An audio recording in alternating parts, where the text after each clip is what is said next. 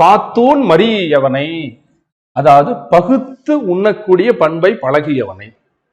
தனக்கு என்ன கிடைக்குதோ அதை பிரிச்சு கொடுத்து சாப்பிடுவான். அது என்ன கிடைச்சாலும் சரி.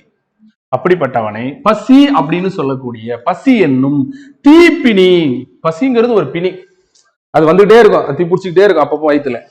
அந்த பிணி தீண்டல் அரிது. அரிது அப்படின்ற வார்த்தை ஏன் சொல்றாருன்னா, அவர் என்ன சொல்றாருன்னா, உனக்கு கிடைச்சதை நீ மற்றவங்களுக்கு கொடுத்து சாப்பிடுற, உனக்கு கிடைச்சத நீ மற்றவங்களுக்கு கொடுத்து சாப்பிடுறன்னா நிச்சயமா உனக்கு பசி உருவாகாதுங்கிறாரு. அது எப்படி வாத்தியார, என்கிட்ட இருக்கிற சாப்பாடு இருந்தா நீ சாப்பிடுவான்னு கொடுத்துட்ட, எனக்கு பசிக்குதே, எனக்கு வயிறு இருக்கு அப்படின்னு நீ சொல்லுவ. நீ கிடையாது. இறக்கிற கிணறு சுரக்கும். கொடுக்கணும்னு நினைக்கிறான் பாருங்க, அவனுக்கு எங்க இருந்தாவது வரும்ன்ற அர்த்தத்துல அவர் சொல்றாரு. இந்த வேலை வேணா உணவு இல்லாம இருக்கலாம், ஆனா அடுத்த வேலைக்கான உறவு உனக்கு இயற்கை உருவாக்கும். இந்த கடவுள், இந்த பிரபஞ்சம் உனக்கு உருவாக்கி தருவான். அதாவது இதுக்கு பேர் என்ன சொல்லுவாங்கன்னா, வெல்த் கான்சியஸ்ன்னு சொல்லுவாங்க ஆங்கிலத்துல. நான் ஒரு புத்தகம் படித்தேன், அந்த புத்தகத்துல வெல்த் கான்சியஸ்னு ஒரு வார்த்தை பார்த்தேன்.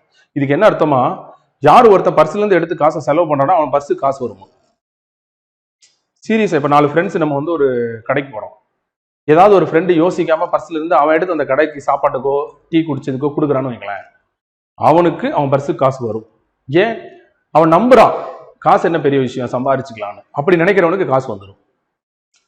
சில பேர் கஞ்ச பிசினாரித்தனமா இவன் கொடுப்பானா அவன் கொடுப்பானான்னு பார்ப்பான், அவனுக்கு காசு வராது. அவனுக்கு காசு வரவே வராது. புரியுதா புரியலீங்களா? ஏன்? Wealth conscious. உன் தாட்ஸ் எப்படி இருக்கு, இவன் தாட்ஸ் எப்படி இருக்கு. இவன் தாட்ஸ் காசு செலவாயிடுச்சுன்னா திருப்பி வராதுன்னு நினைக்கிறான், இவன் செலவு பண்ணிக்கலாம் அது ஒரு பெரிய விஷயமானு நினைக்கிறான். அது போல பகுத்து சாப்பிடும்போது எல்லாரும் வாழணும்னு பகுத்து காக்கா வந்து கான்னு கூப்பிட்டுருது, எந்த காக்கா பசியில செத்துது? புரியுதா? அதனால கொடுத்ததால நீ குறைஞ்சு போக மாட்ட. அதுதான் இந்த குறள் சொல்லுது.